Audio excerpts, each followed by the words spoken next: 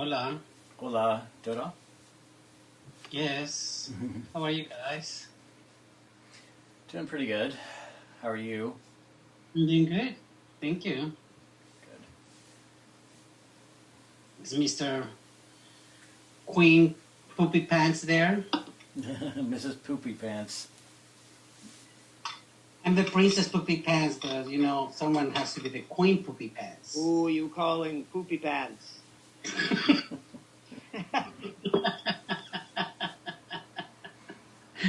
How are you?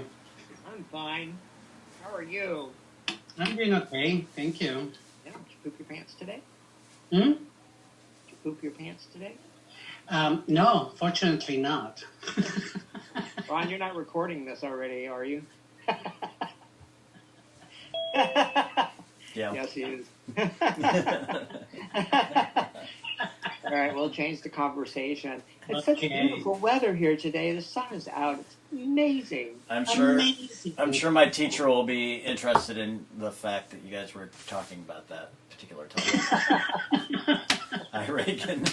Hi. I noticed you decided not to join in on that conversation. Hi, Ray. Hi, Fuchsia.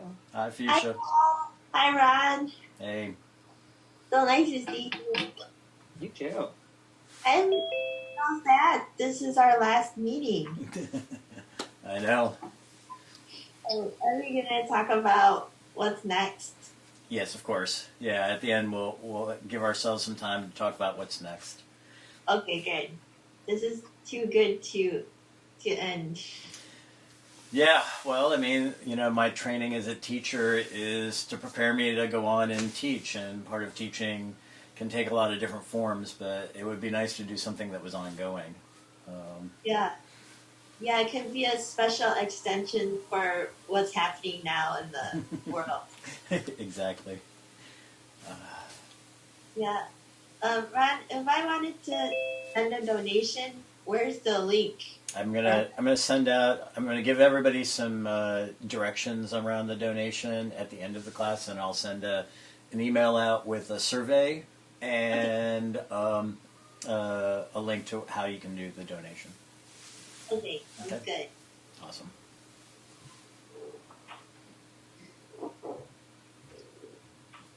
Hi, Christy. Hey, so let's see. It's the beginning of our 90 minutes together. If you guys have anything you want to ask about, anything that might have come up in the last week around our previous topic or any of the other topics that we've covered, or just some general questions, or you just want to share something that has come up for you in the past week, please take these next few minutes to go ahead, unmute yourself, and ask or share away.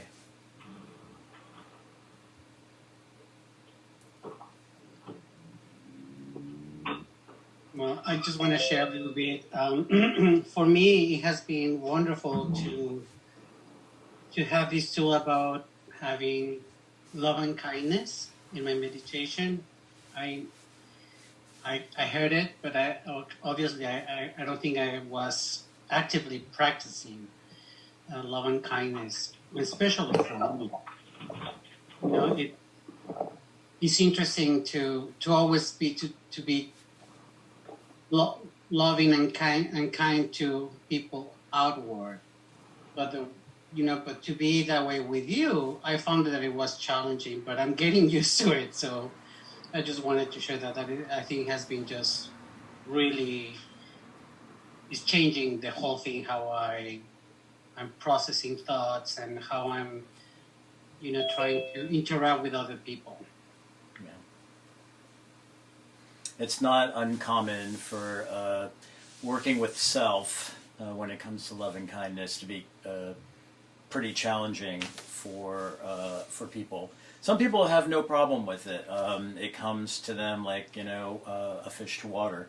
But it's not uncommon for people, especially here in the United States and in the West, given our cultural and religious history, to to not really kind of have that muscle developed.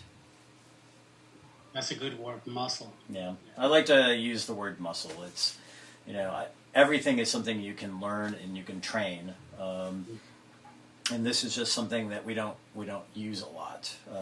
We're not taught to do it.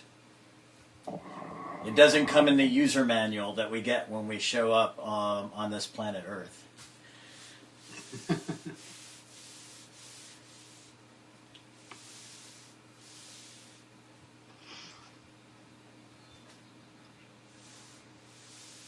Okay. Any other takers on questions or thoughts? All right. So this week we're going to just jump right into compassion again. But today my feeling is, it's a 1-2 punch. We're going to work with ourselves in two ways. We're going to work with ourselves from the perspective of self-compassion, and we're going to take a look at a few different aspects of self-compassion, and then we're going to do some practice. And the second topic, which I know for myself was a bit of a struggle, we're going to work with some self-forgiveness, which is an interesting topic. So let's just get right into the meat of it. Kristin Neff has this to say about self-compassion. Quote, "Instead of mercilessly judging and criticizing yourself for various inadequacies or shortcomings, self-compassion means you are kind and understanding when confronted with personal failings. After all, whoever said you were supposed to be perfect?" And I think that's just kind of very, very casual, very nuts and bolts way of describing what the condition is. We come into this world and we're kind of given this message from the time that we arrive into our bodies as we're growing and changing and learning as children, that we're supposed to be aspiring for perfection. And when we aren't perfect, when we don't get the gold, when we don't get 100% on a test, we're given a demerit, or we're told we're less than worthy. And that starts a cycle of dialogue that we start building in our neural pathways about being inadequate, about not being worthy, about always criticizing ourselves when we fall short of some perceived goal or some measurement of success or perfection. So we automatically come into this world and we're kind of being set up to fall into this category of not being good enough. Pema Chodron has this to say about self-compassion. Having compassion starts and ends with having compassion for all those unwanted parts of ourselves, all those imperfections that we don't even want to look at.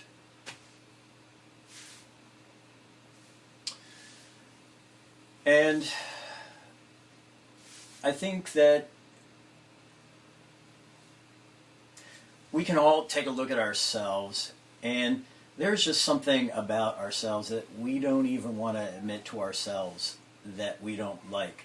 There's some dark secret that we're holding on to that we don't even want to examine, that we feel reflects badly on us. And it's those dark corners that we don't go into, that we are unwilling to look at, where this splitting of our personality, the splitting of ourselves, starts to happen.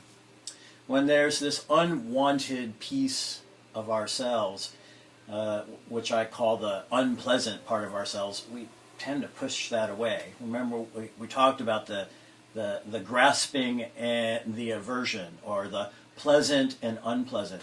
Pleasant things we always try to pull in and hold on to. We try to repeat them and keep them alive forever. The unpleasant things we're constantly pushing away or running away. Well, the issue is that when we identify something unpleasant about ourselves, there's just no way to get away from ourselves. So what we end up doing in order to get away from ourselves is we compartmentalize. We break a piece of ourselves off inside of this thing we call our mind, and we create an imaginary wall, and we compact a piece of ourselves that we don't want or we don't find pleasant, and we put it into a little container where we think it's safe. And over time, as we get older and older and older, there's more and more of these little pockets that we put away. I always imagine them as being little jars, glass jars.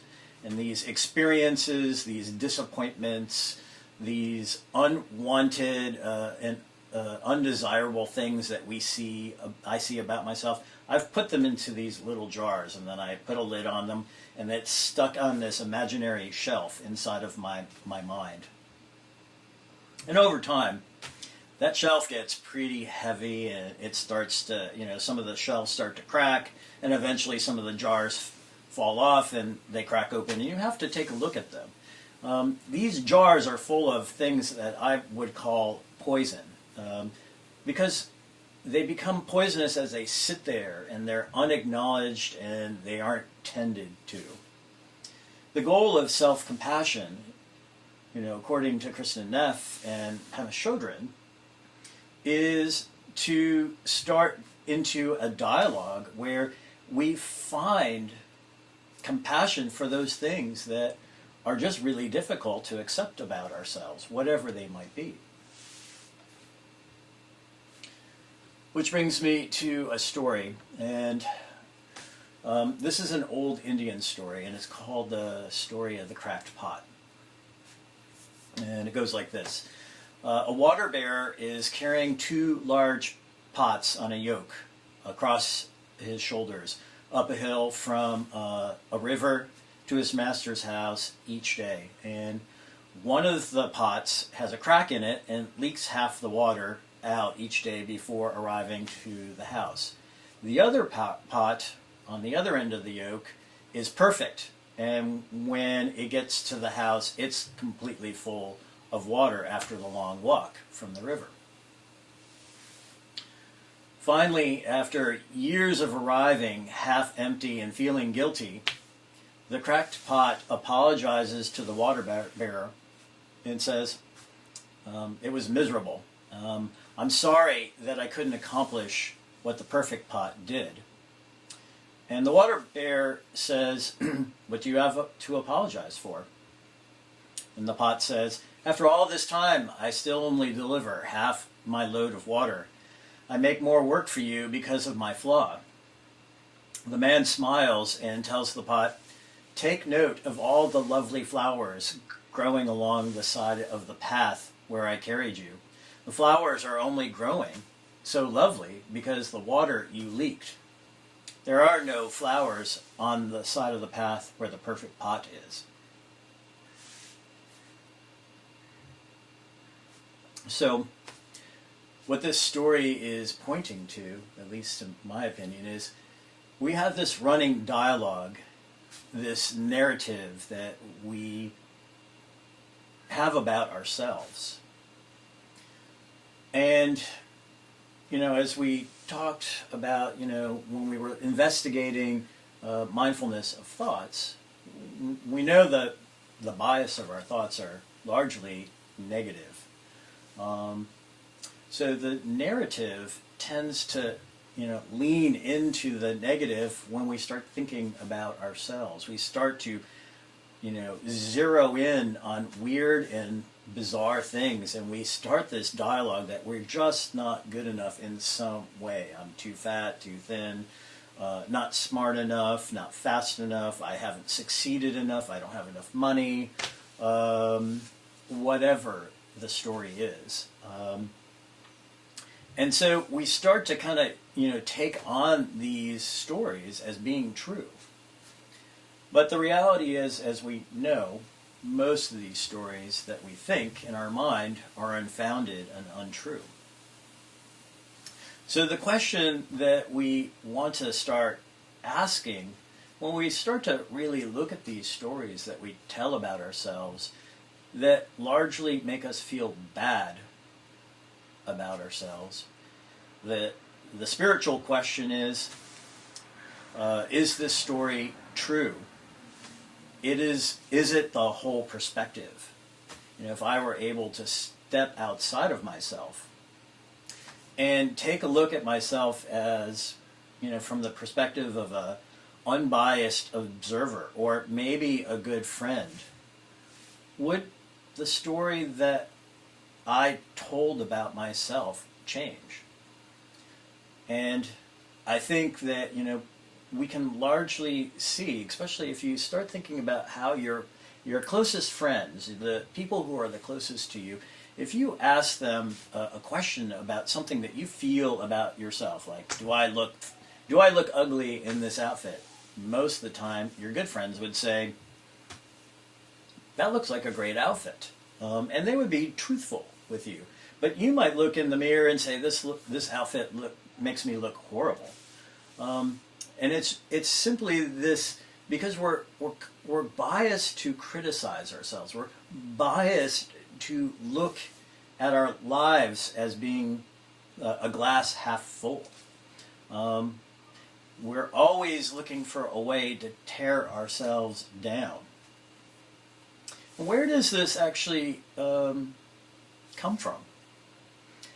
Well, I think, I just saw this movie about Ram Dass this weekend, and I think I used a related quote from him earlier in the class, a couple classes ago. But his basic perspective is that from the minute we are born, we're constantly orienting ourselves and trying to find out who we are by looking towards others. So we're judging ourselves by how other people react to us. And so some of our very early formative experiences are the ones with our families, our brothers and sisters, friends, and in school. And in all of these situations, we're always being told in some way and being formed by being told, this is wrong, this is right. This is wrong, and this is right. And how many different ways do we hear this? We're in these situations in school where we're competing for grades and for scores with other people. So there's this constant striving to be better. There's this constant message coming from our parents that we're doing something wrong and that we could be doing it differently and doing it better. So there's already this initial dialogue, this narrative that we're learning from our environment that we need to modify ourselves in order to be okay. And that's to me, that's a drug. We learn that the only way that we're acceptable is if we modify and morph ourselves and change ourselves and judge ourselves by the standards of somebody else.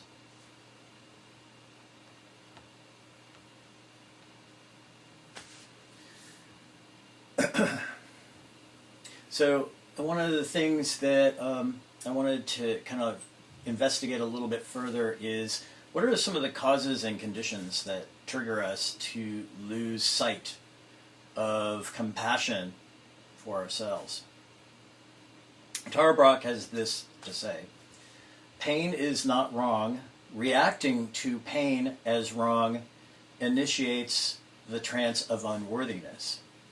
The moment we believe something is wrong, our world shrinks and we lose ourselves in an effort to combat the pain. So what she's kind of pointing to is the minute we kind of come up against something that is painful, that causes us to feel shame, regret, anger,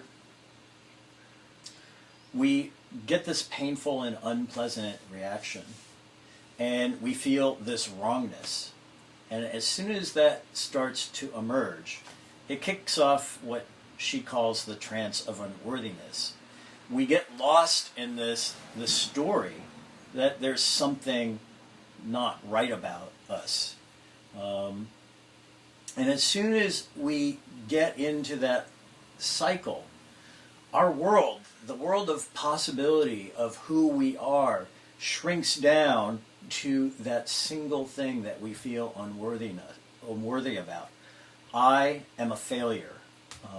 I did not achieve what I was supposed to, or I did something wrong and I hurt somebody's feeling.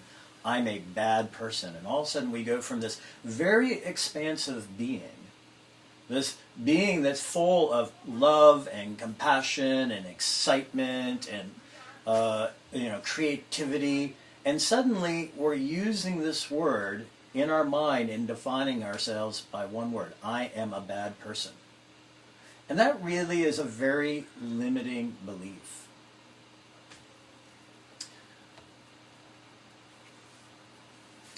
So what we're going to be trying to do as we expand and cultivate our ability to generate self-compassion is come up with mechanisms that allow us to escape from this trance of unworthiness.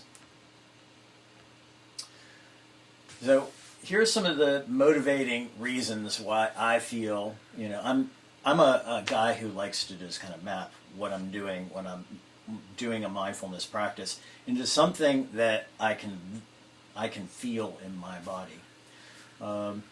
Research indicates that oxytocin strongly increases in our body when we feel trust, calm, safety, generosity, and connectedness.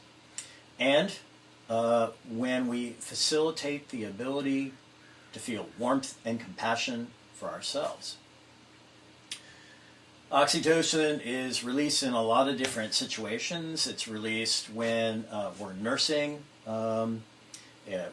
It's released when we nurse our child. It is generated when a parent is interacting with their young children, when somebody gives you a soft or tender caress.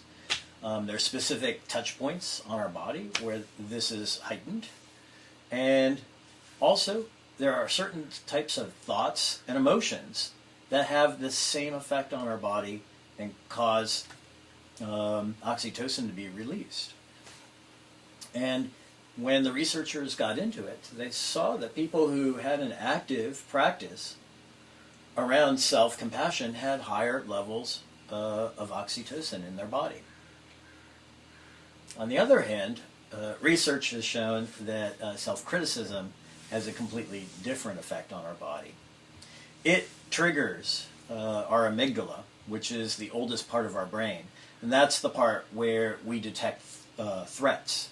It is the part of our brain that kicks us into the fight or flight response. And the amygdala does a few things. It increases our blood pressure, it releases adrenaline, and it generates the hormone cortisol. And we've talked a little bit about that, how detrimental it is on our body. But what we find is, these levels of cortisol and adrenaline and our blood pressure also rise in people who are very self-critical of themselves. So we actually are activating the amygdala and attacking ourselves physically by just how we think about ourselves. So, let's see, where am I? Time. So what I'd like to do is, I'd like to lead us in a short exercise on love and kindness. So if you will get yourself into a comfortable position,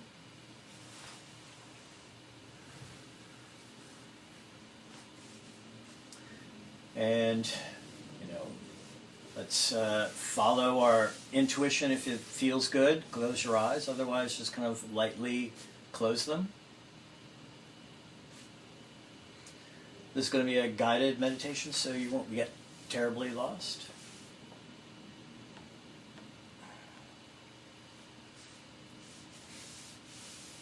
Let's take a few breaths.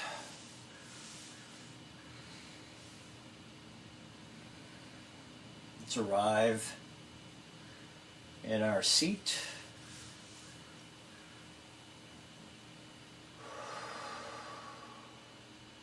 Slow down.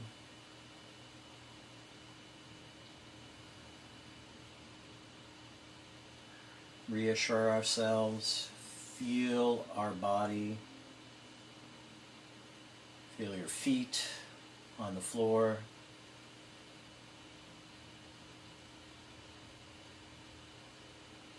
Feel the earth holding you tightly in your seat,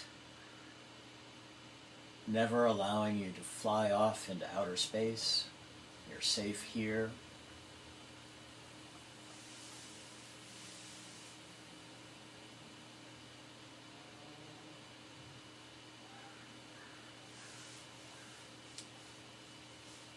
So I'd like you to bring to mind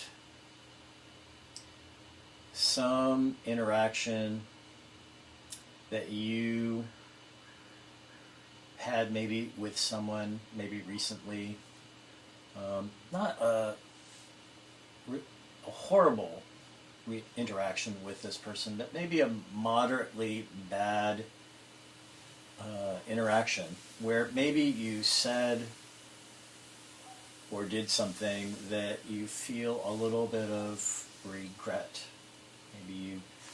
Maybe you said something in anger that you wish you could have taken back. Or maybe, you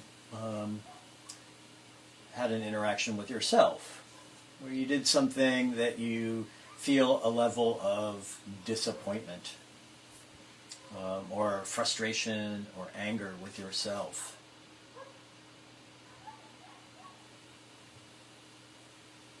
Don't find something that's super uncomfortable, but just mildly uncomfortable. Something that you can acknowledge that you wish you would have done something a little bit differently.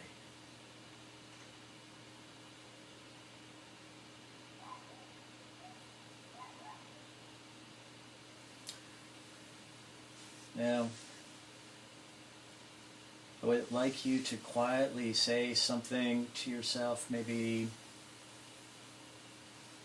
along these lines. This is a moment of suffering.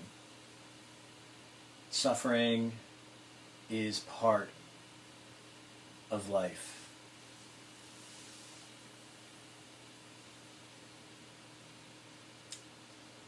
And if you feel authentic doing it, put your hand on your heart, or maybe you can just feel the warmth of your hand on your legs, just some gentle pressure of your hand over your heart. Notice how your chest rises and falls with each breath.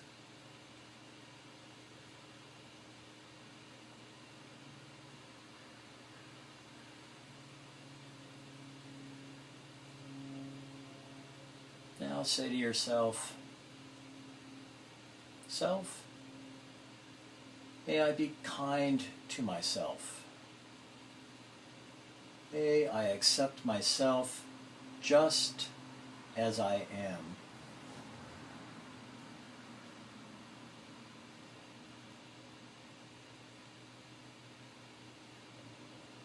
Feel free to modify to something that feels more authentic for you.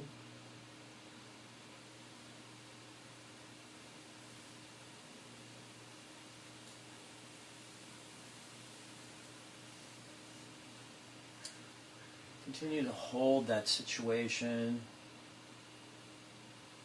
that you are remembering from your not terribly distant past, where you feel you could have done something differently, you wish you would have done something differently.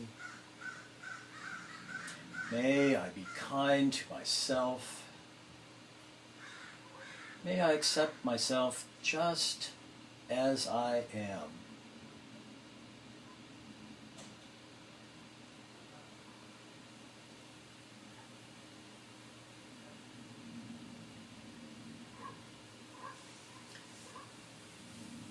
If you're finding that this is a little bit difficult and you're having a hard time holding the thoughts in your mind, you can revert back to your anchor, which is your breath or your body, and maybe just chant quietly to yourself, I am loving awareness.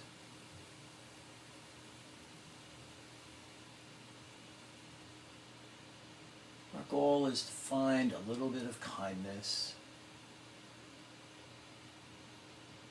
for ourselves.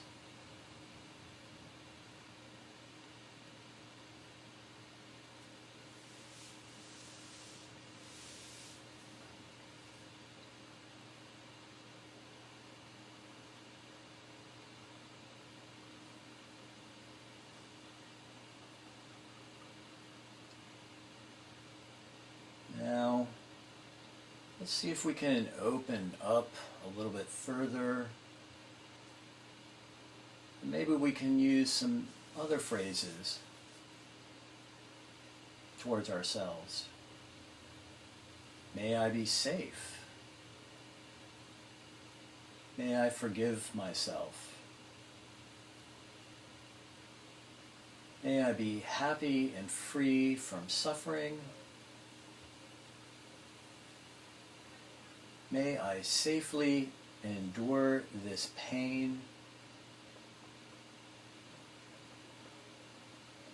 May I find peace in my heart. May I be strong. May I protect myself.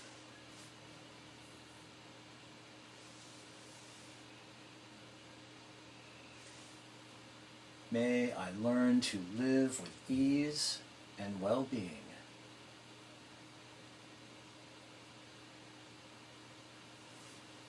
May I accept the circumstances of my life.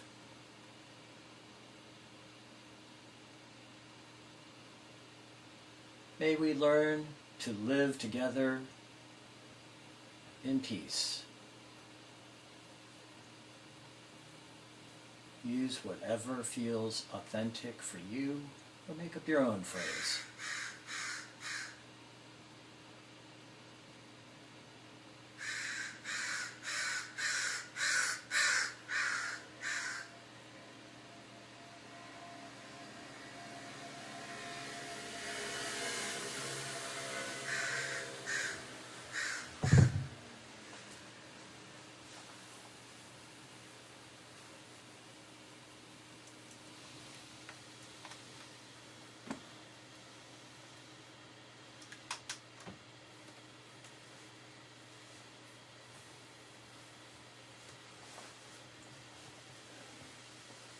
May I forgive myself. May I be strong. May I protect myself. I am loving awareness.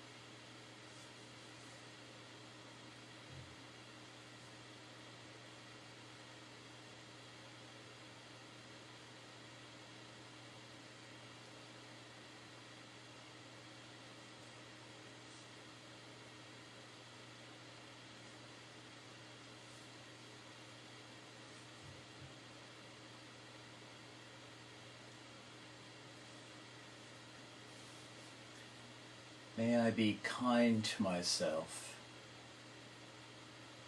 May I accept myself just as I am. May I be strong. May I learn to live with ease and well-being. May we learn to live together in peace.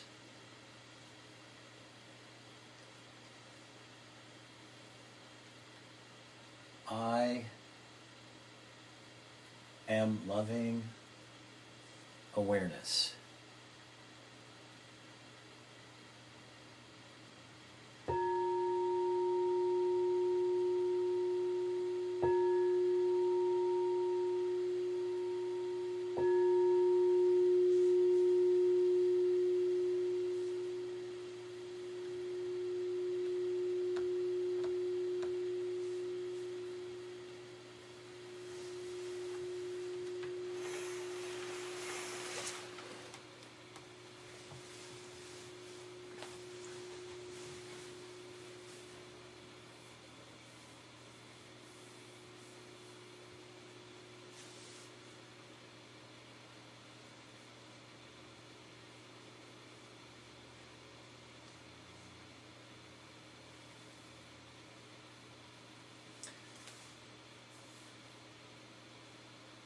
So,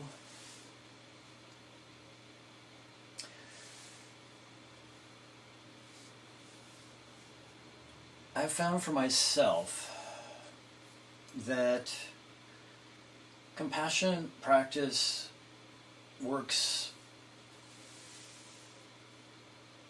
a lot easier and a lot more effectively for me when I'm trying to develop some self-compassion. It's often being blocked by some part of me that needs some forgiving. And self-forgiveness is potentially one of the more difficult practices. We're not taught to forgive ourselves. We often in this culture feel that when we forgive ourselves, that at some level we're letting ourselves off the hook for something that is maybe not something you want to let yourself off the hook from something that's extremely intense and should not be repeated again. But that's not the point of forgiveness. Forgiveness is really an act of letting go of something and allowing yourself to heal from it, acknowledging that it was wrong, or acknowledging that you could have done better, but creating some space to let go of some heavy weight. And oftentimes when forgiveness is talked about, there's a concept that is brought up in teaching, and it's called, it goes a little bit like this. When you initially forgive somebody, whether it's yourself or another person, it's like letting go of a hot iron. There's that initial pain that you have when you let go of the hot iron. And then there will be some scars, but then those scars start to heal, and you can start living again. And I'm kind of going to share a story here. It's a personal story. And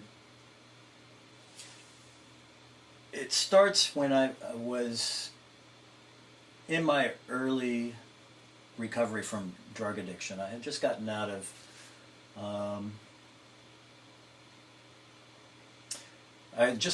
rehab, and I was really just starting to dig into my recovery, and there was a lot of guilt and shame that I was confronting. I had a lot of guilt and shame about people, relationships that I let go or messed up in the midst of my drug addiction over 2.5, 3 years. There was a trail of really not great work that I did professionally as an engineer. And there was just a lot of lost time and lost opportunities for connection and friendship because I had checked out. And it was intense.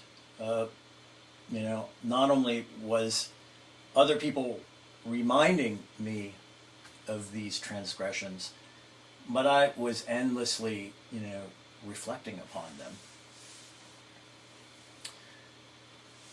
And, what I realized, as I started to heal and I started to practice my mindfulness practice, that these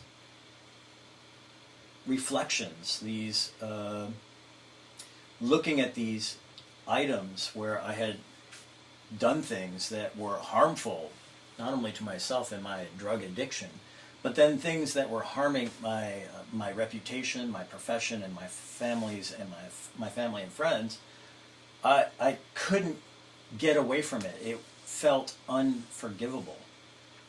And this kind of goes to my earlier description that when we find something that is really intensely dislikable about ourselves, we tend to try to compartmentalize it off. But for an addict, compartmentalizing parts of ourselves can be deadly. It can lead us into relapse. And that was what was happening for me, is the intense emotions, the intense feelings of having to confront my guilt and shame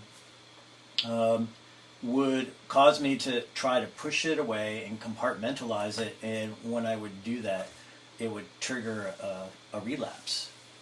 And I spent about 10 months relapsing. But I think where I had my first breakthrough was when I could finally find just an ounce of forgiveness and start letting go of these things. I didn't let myself off the hook and say, it's okay, all that shit you did while you're a drug addict and using drugs, you got a pass for it. I didn't give myself a pass for it. But I took a look at the situation and I really kind of got into a more friendly relationship with it. I started to be my own best advocate and just started to cut myself a little bit of slack, there are a lot of causes and conditions that led to me becoming a drug addict. But I was able to find a little bit of room to say, that happened, but you're still a good person, and as a matter of fact, you are now taking steps to recover from that. You are now laying the groundwork to get healthy. You are no longer harming yourself. And really starting to let go of this identification between myself and all of the things that I did that were wrong, that were bad, that were keeping me frozen and locked into Ron is a bad person, Ron is a drug addict, Ron is unworthy cycle of thought. And breaking that cycle is super hard, and it's one of the gifts of recovery for me.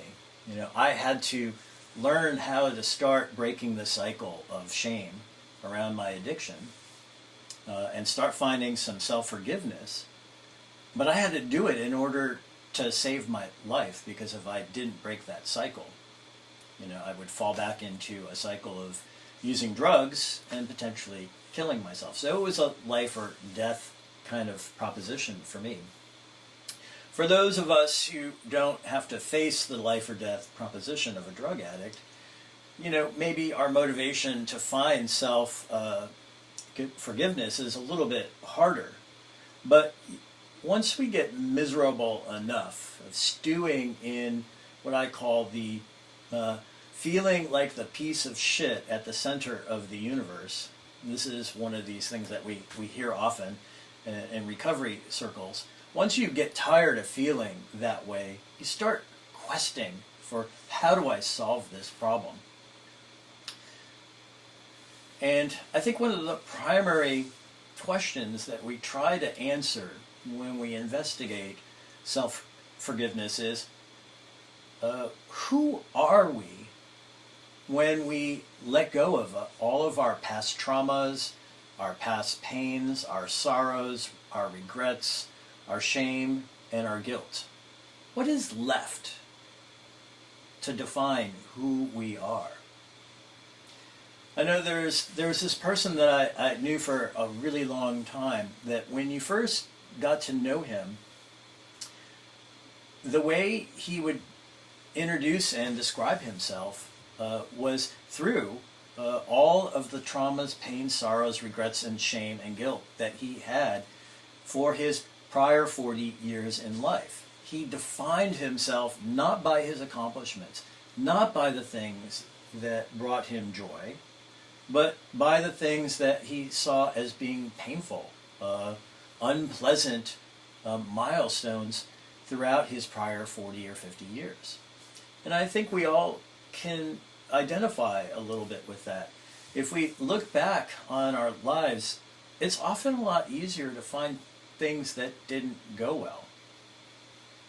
I mean, just recently I just was kind of caught in this trance of unworthiness, and I was looking at what was bringing that up, and the first thing that I landed on was an unpleasant experience from when I was 18 years old. Here I am, a 54-year-old man, and I'm still kind of reliving out painful experiences from when I was 18 years old.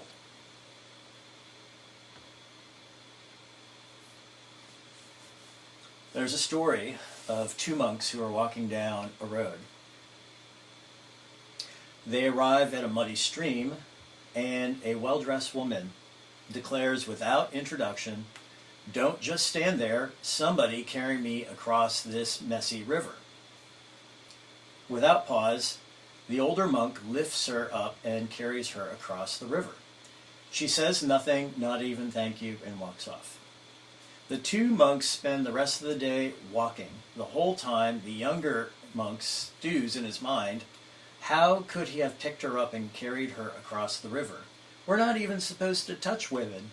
We're not even supposed to talk to them. And she was so rude. Someone should say something to her. She didn't deserve our help. Finally, they arrive at an inn for dinner, and he can't hold himself back. And he says to the older monk, "What were you thinking? She was nasty, you had to break our rules about not touching women or interacting with them, and she didn't even say thank you at the end of it." The older monk smiles gently and replies, "Wow, I put that woman down hours ago, but you've been carrying her the whole time."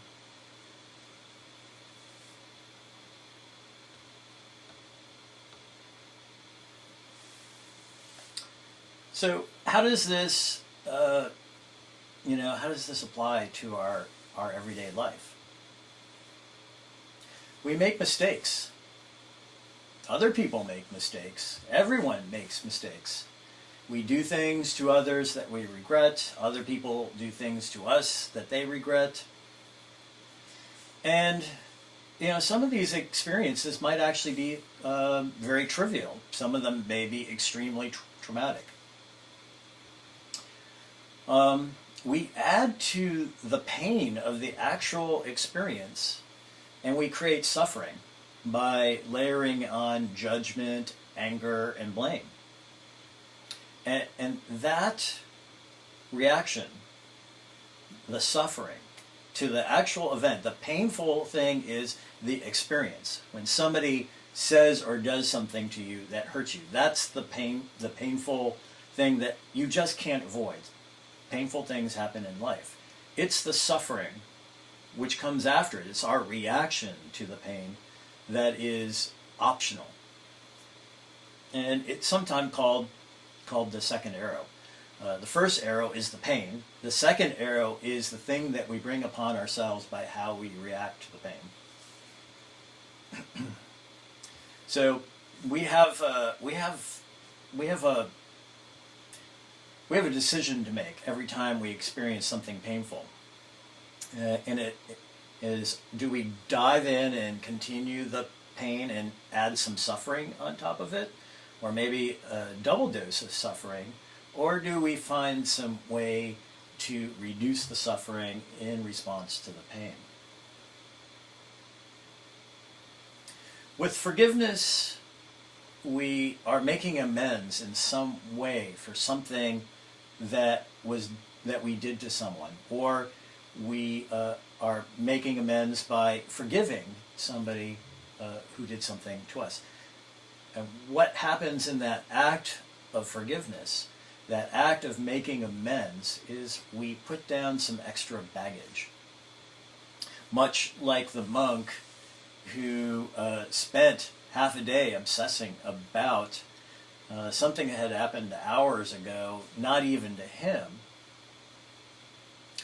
We get this benefit of putting the baggage down right where we picked it up, rather than carrying it around with us for maybe potentially years or decades.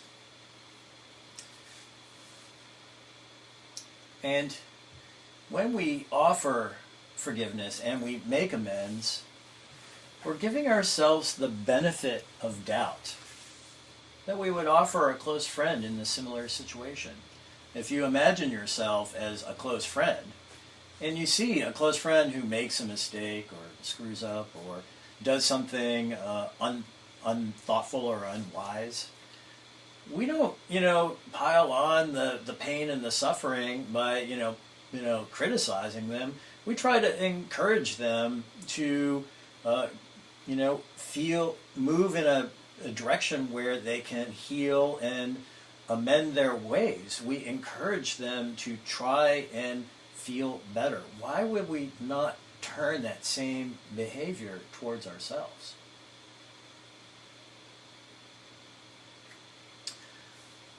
So we're going to do a little bit of practice with self-forgiveness. So I'd like you to get into a comfortable position.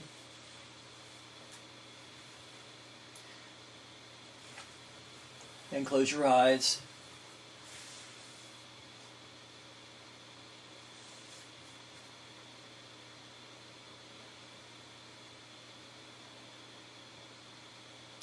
Now, as we get into this exercise, I want you to keep a little something in mind.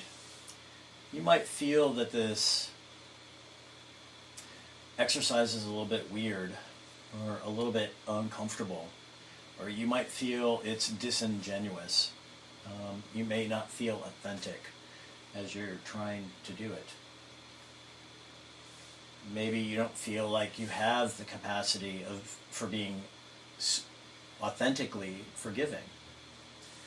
What I would like you to do when you see that feeling arise is just say quietly to yourself in the back of your mind, I'm doing this as best as I can.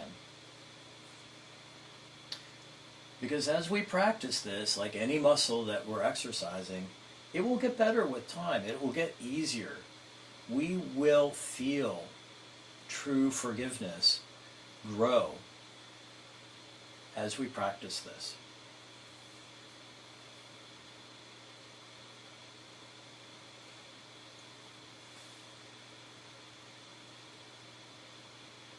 So bring your attention to your breathing or your body, whatever your anchor point is that you feel comfortable with.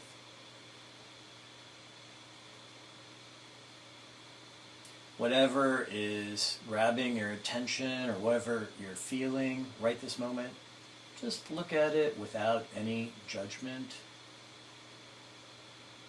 And just bring your attention back to your anchor. Breath in, breath out.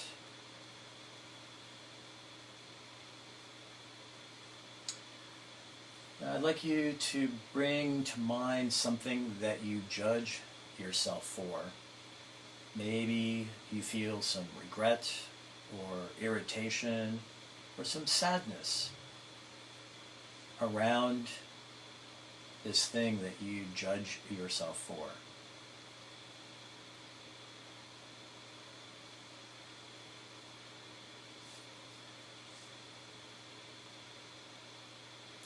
Notice how it feels to bring this into your mind.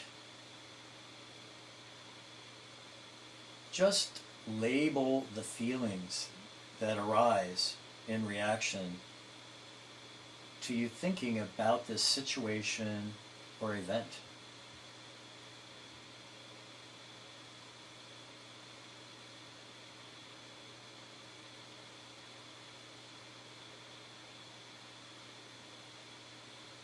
Shame, anger, hopelessness. Just gently call them by their name.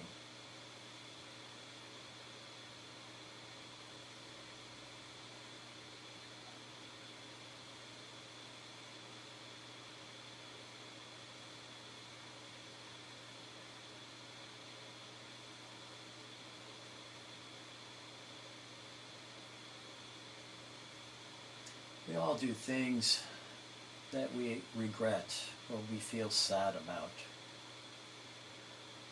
We all feel things that bring us shame, anger, and hopelessness. We are not alone.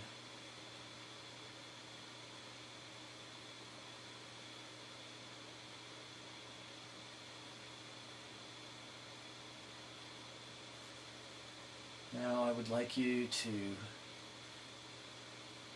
quietly repeat to yourself, I forgive myself for not understanding. I forgive myself for making mistakes.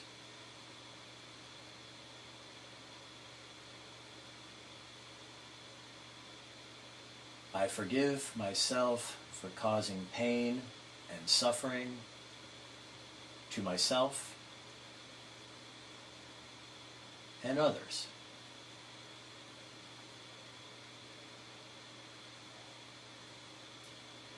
As best I can, I forgive you. I wish you joy and love.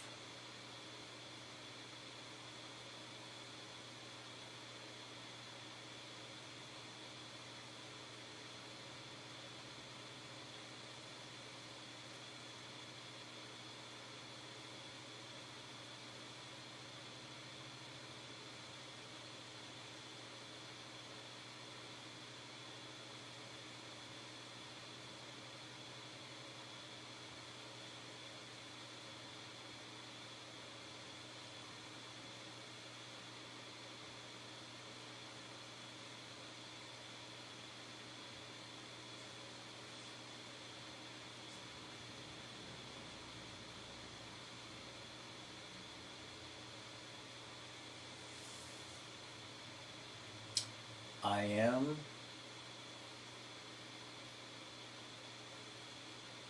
whole and complete.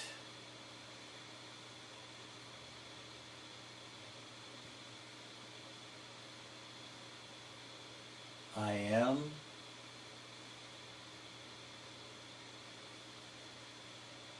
as the divine created me to be.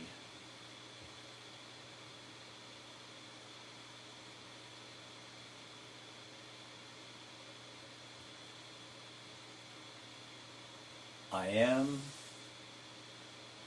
completely safe.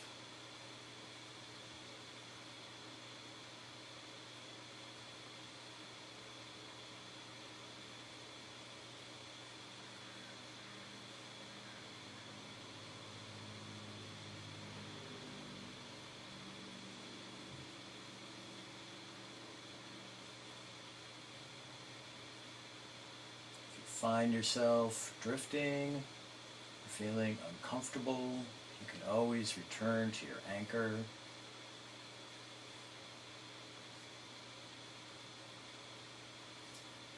Remember, you're building a muscle,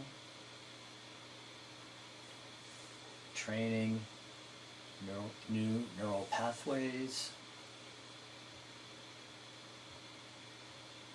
You can just say, I'm doing the best I can.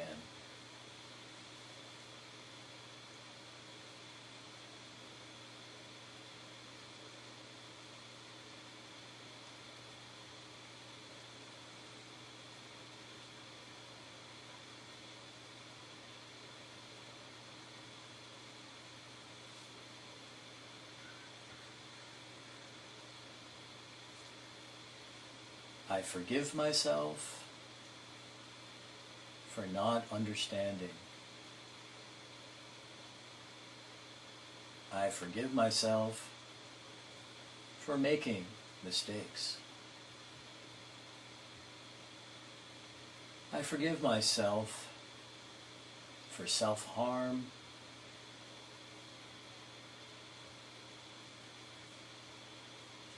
I forgive myself for causing pain and suffering to myself.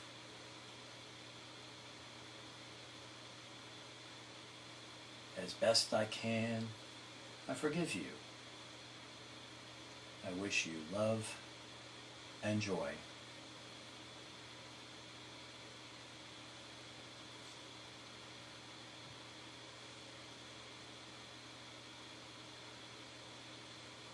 I am whole and complete.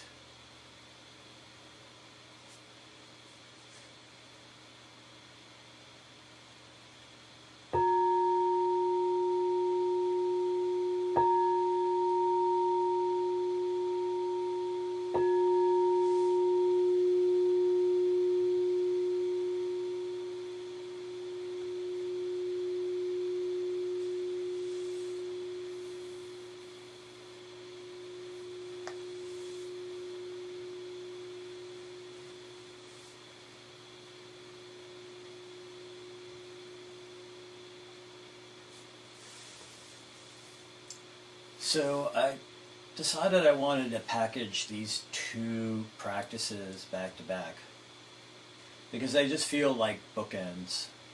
It's like you really can't do one without the other. The support of one requires the support of the other.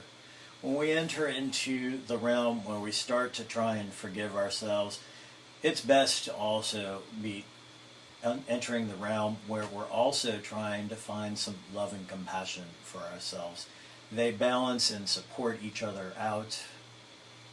And I think they're really difficult practices for some of us. But as we start to change how we deal with ourselves, as we find some love and compassion and we find forgiveness for ourselves, it's much easier for us to move on and find forgiveness for others, even for some very unforgivable things. It's a lot easier for us to find compassion for those people who are causing us suffering and pain. And quite honestly, it goes back to the whole mirror neuron concept. When we start practicing these things with ourselves, we start arising or reflecting this into the people who are watching us in our daily lives. It just will start to catch on. And in this time of great unrest and grief and sorrow and uncertainty, if we look at what's going on just in the media and in our government, we can see that when people are acting in ignorance, greed, and hate and anger, there's a lot of a lot of issues going on for them, because if they're not able to generate any compassion or forgiveness or understanding for others, then they certainly have none for themselves. So their inner landscape is just a difficult and unpleasant one. So if we want to try to clear the waters and start the karma radiating out so that others can find forgiveness and compassion for themselves, we need to start with ourselves. We need to start being the change that we want to see in the world around us. And, I think that the question is who are we when we let go of all these unforgivable traumas, pains, sorrows, regrets, resentments that we hold inside of ourselves? What do we clear room for us to start to move into?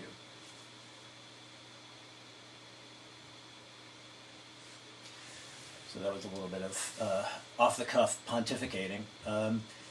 If you have any questions about the two practices, or if something came up in the course of doing these two back-to-back practices that you would like to, bring up or discuss or reflect on, please go ahead and unmute yourself.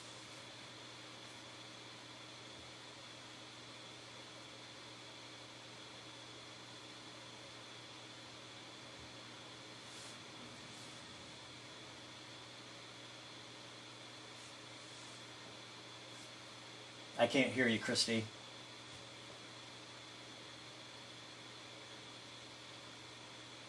No. You can type it in if that helps.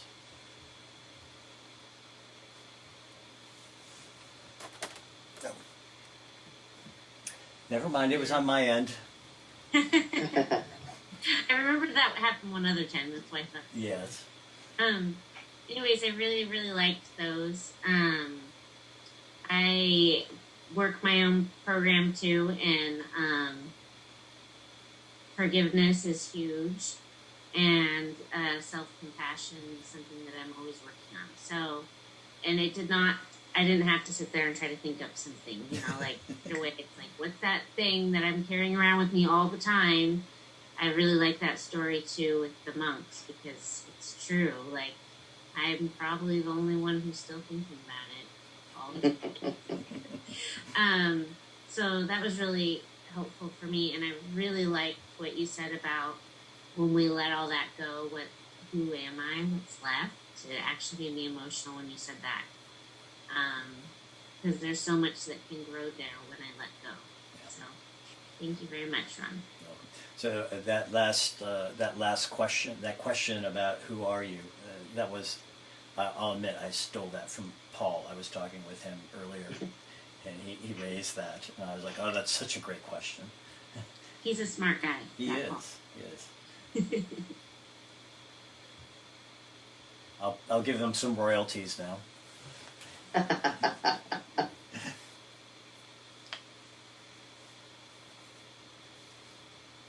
think that one of the things that occurred to me was I'm the only one that can stop myself from forgiving myself. I'm the only one in the way of that. The other thing I thought of too was if I'm one with the power, if I'm not forgiving myself, I'm not doing what's right for the one life.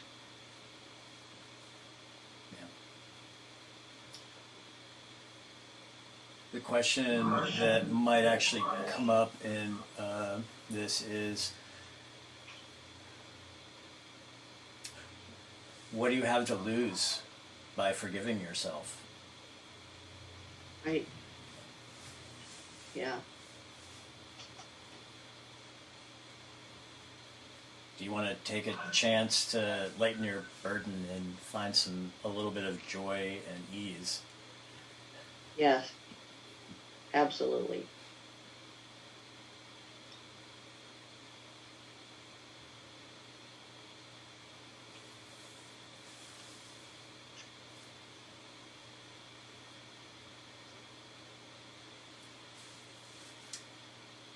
Okay, so wanted to just kind of give us a few moments here towards the end of the class. We've spent 6 weeks, really kind of just touching on the beginnings of the foundations of mindfulness. But they're the most, probably the most important ones to go back to no matter how long you stay with your practice, hopefully a lifetime.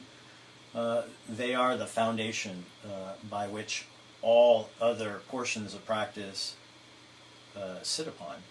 Mindfulness of our breath, which is the first foundation. The second foundation, mindfulness of our body.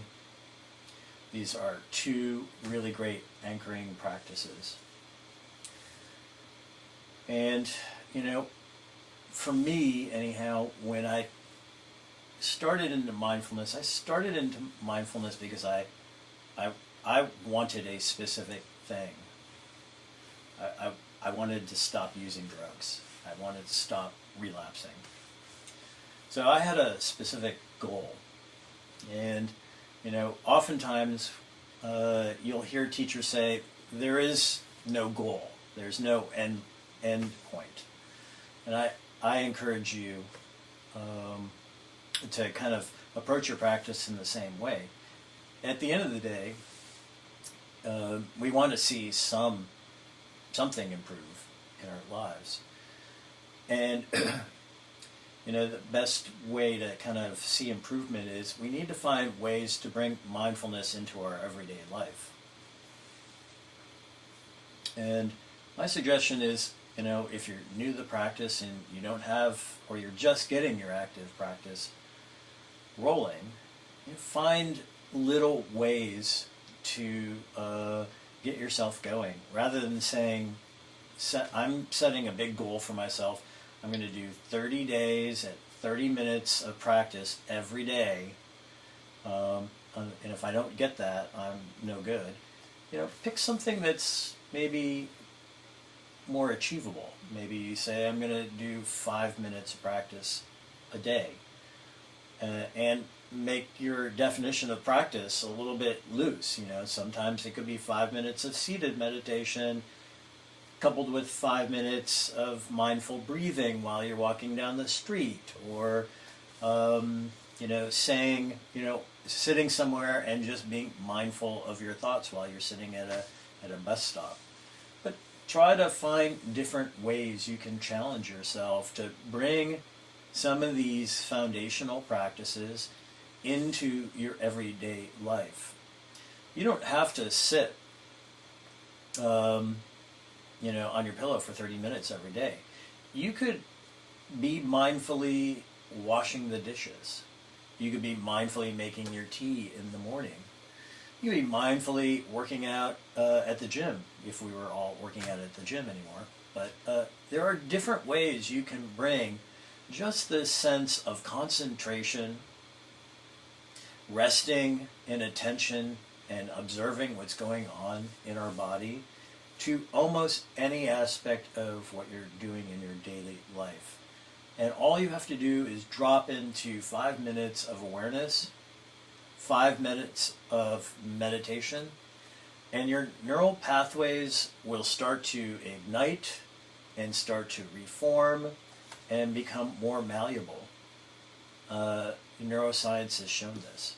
So it's really actually not that hard to get your practice in.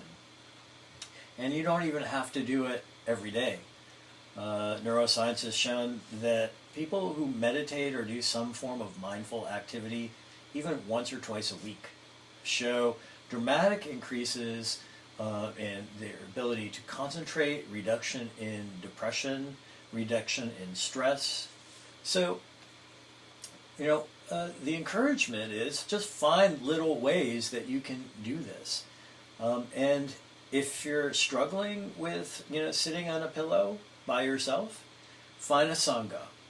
Find a group of people that are doing a weekly meditation and sit with them. When I first started meditating, I couldn't sit by myself. I had to find weekly sanghas and go and sit myself in a room with 30 to 40 strangers and meditate and hear a Dharma talk. That was the way I started to build my momentum in my practice. And not every week and not every month is the same. Some weeks and some months I'm, always meditating, and other weeks and other months I'm so busy and so distracted I can't scrape together more than a minute. So, the trick here is to be gentle. Be gentle on yourself. Don't get yourself into a cycle where you slip into shame and guilt because we're not meeting some goal that we've set for ourselves. The minute we slip into shame and guilt, we drop into the trance of unworthiness, as Tara Brach likes to state. And when we drop into the trance of unworthiness, we lose our awareness, we no longer have access to the present moment, and we have to wait till that trance breaks to return to the present moment, to find the joy. So, I found, as I started my practice, my daily practice was kind of a group of a lot of different things. You can do meditation, you can do gratitude lists. I love starting my day out with writing 5 things that I'm grateful for. Something as easy as meal I had last night with my husband, walk down the street, clean water, a soft bed, things like that. Just write 4 or 5 things that you're grateful for. It's that bringing your attention into the present moment to focus it on something that's positive, that brings you joy, brings you some ease.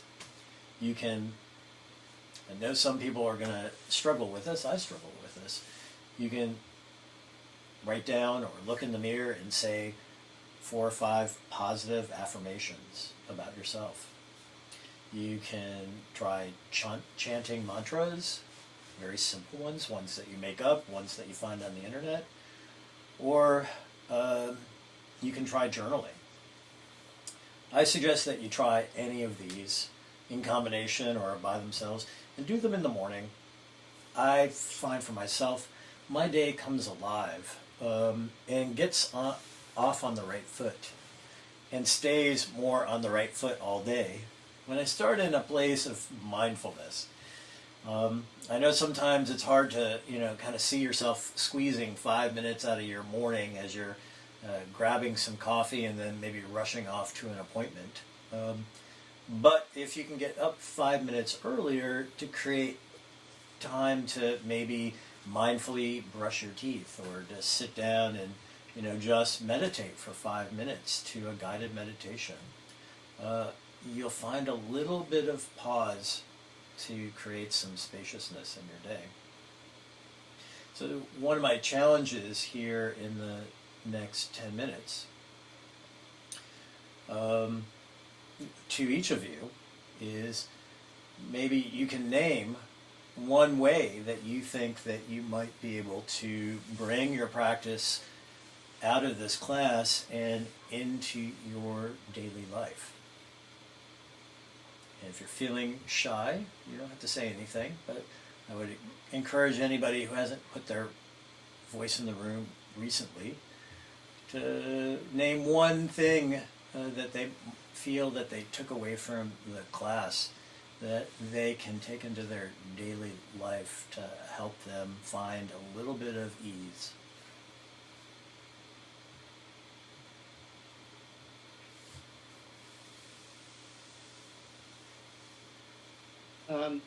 To be mindful as often as I can or as I come aware throughout the day, to take mindful moments, take mindful breaths.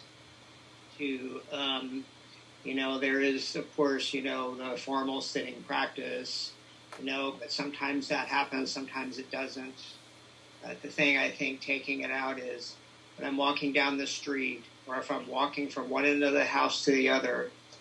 Is my mind projecting in the future or thinking about the past, or can I take a mindful moment and just feel what it feels like to walk from one end of the house to the other and back? What does it feel like for me to wash my hands and feel the water? So just taking mindful moments throughout the day and making that a practice of meditation.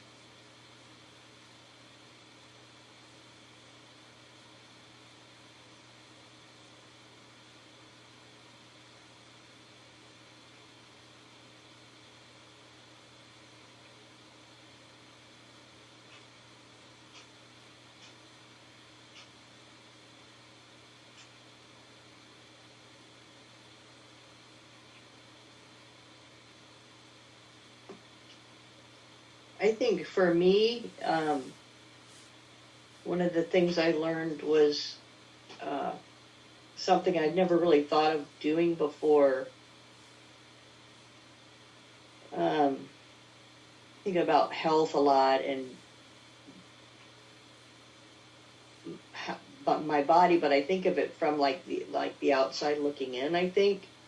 And what you had said, that the one day that we talked about, like the moving meditation and being present in your body, is kind of a new idea for me. And so I think it's something that's going to be really helpful. I think it's going to be a bit of a challenge because it's a whole different angle, but it's also, I think challenges are a good thing. So it'll be a great angle for me to try. And thank you so much for all your effort for these classes. I've really appreciated it. You did a great job, Ron. Thank you.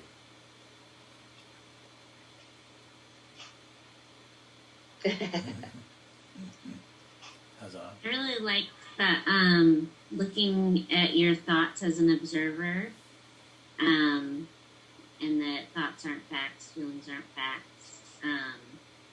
I like that a lot. And actually, when we did that meditation in particular, and you asked us to go outside of our thoughts and look in on them, it was really trippy for me. So I'm gonna practice that more during meditation, but then also just during the day when I have thoughts that come up, examining them before I just buy into them. Yeah. I appreciate that too. The content of most of my thoughts are crazy.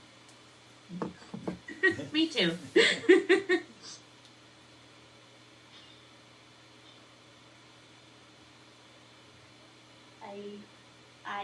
I really appreciated last week's teaching, comforting yourself and putting your hand on your heart, especially going into new situations with my environment changing. We've had like 3 new neighbors move in just in the last few weeks, and so just being really sensitive to my environment and having all these different sounds and different voices is really created a lot of like anxiety inside my body. So just having to move around my house and just like be really mindful and comfort myself and remember to breathe has been really helpful. Yeah.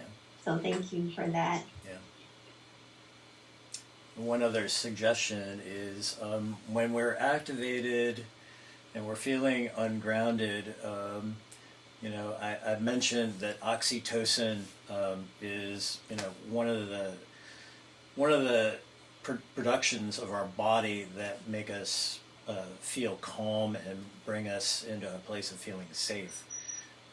There are a couple of key touch points on your body that that generate oxytocin, and generally it's the back of your arms right here and the back of your head.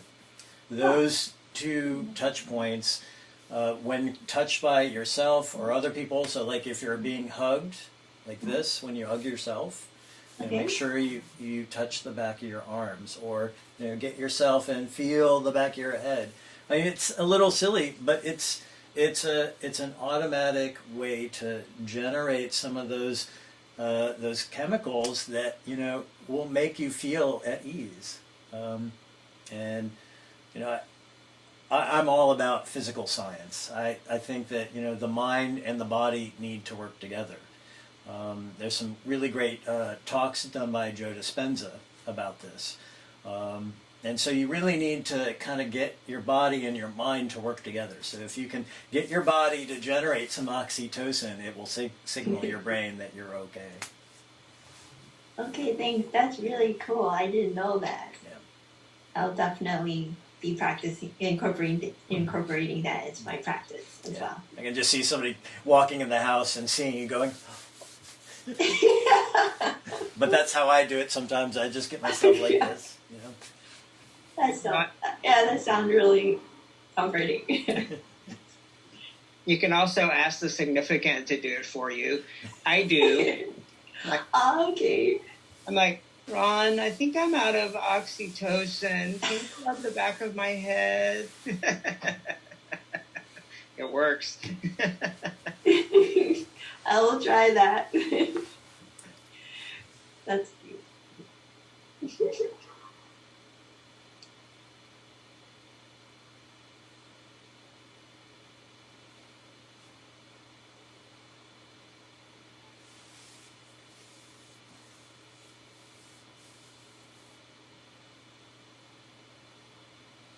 So I'd like to thank you all for coming into the class every week for the last 6 weeks. It's been an honor being able to sit, hold space, and share what I've learned over these many years of practice and what I'm learning in my teacher training class with Jack and Tara. And I just wanted to kind of state that if at any point I said something that landed a little bit uncomfortably for you or might have triggered something for you, I apologize. I did not mean to be unskillful, and I hope that you can forgive me for any unskillfulness that I might have brought into my teaching. I had heard from a handful of people that there was some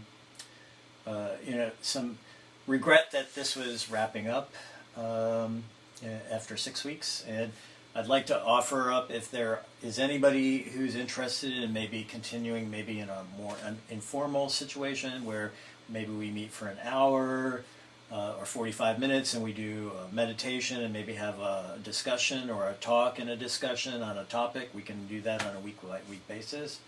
As I said in my kind of like taking this on the road, one of the best ways to support yourself is to find a group of people to continue to practice with. That way you at least have some accountability to yourself once a week.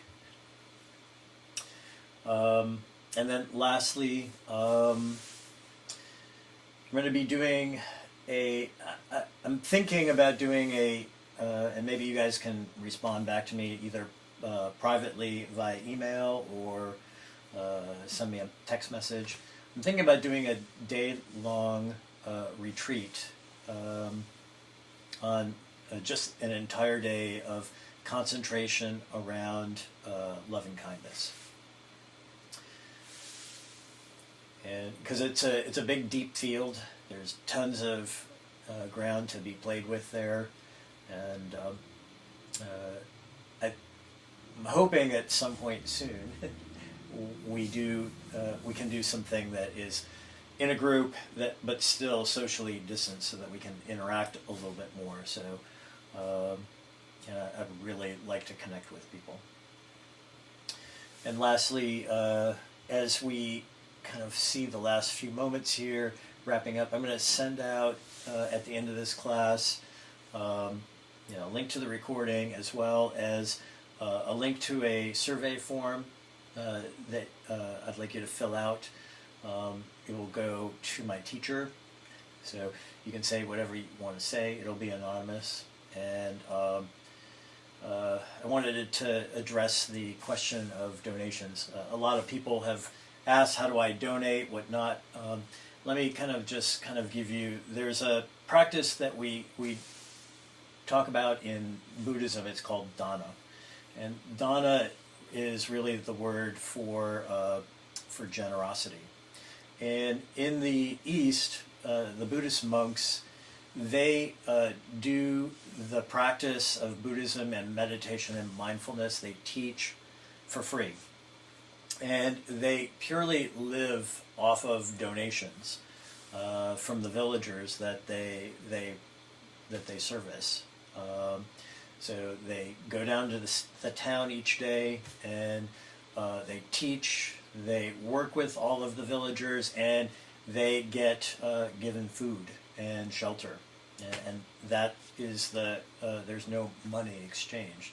So when people like Jack, brought Buddhism and mindfulness and started developing the whole practice of mindfulness meditation here in the West, they tried to preserve that same concept. Most teachers in the West, they purely live on the donations from their students. As a student in training, you're getting somebody who's just learning. So what I'm going to suggest is, give whatever feels generous to you. If you're of limited means, please don't feel like you need to donate anything. If you're feeling like you want to do something that would be supportive of me, and you don't have cash, maybe you can find a way to volunteer for some organization. Put some generosity out into the community around you. For those of you who may have some means, the only thing it's costing me to do this class is the technology platform that I'm using to broadcast on and to send all my information out to you guys. So that comes down to about $5 a person. So, the guideline here is if you gave me $5 a person, that would cover my costs for doing the class. If you're feeling more generous than that, if you feel like you got a lot out of the class and you want to give more, that's great as well.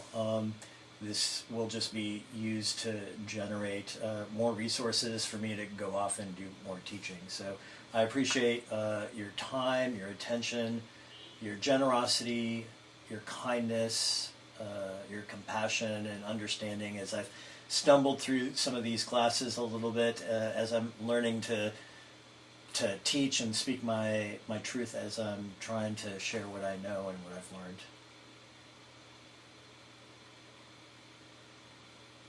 Thank you. Thank you. And if you're interested in having something more regular, ongoing, message me, and we can continue to use this time, and maybe just cut it down to an hour, and we can pick some topics ahead of time, and we can either have a talk and a discussion in addition to a formal sitting practice of 20 to 30 minutes, so we can start building some capacity to sit a little bit longer in silence. Thank you, Ron. Thank you. Thank you. Thanks. Thank you. And you didn't stumble. Thank you, Ron. Thank you. Thanks, Thank- Ron. Thank See you you. soon. See you soon. Bye. Bye. Bye, everyone. Bye, everyone. Hope to see you soon. Bye-bye. Bye. Bye-bye. Bye, Ron. Thank you so much. Thank you. I heard about the construction next door. Yeah, well, everything's always, things are always being constructed, deconstructed, reconstructed. Yeah, that's what mindfulness practice is for. Yeah. Well, I mean, I guess the upside is at least they're not jackhammering a concrete wall out for 3 weeks straight. Oh man, wow. That was just freaking awful. Oh.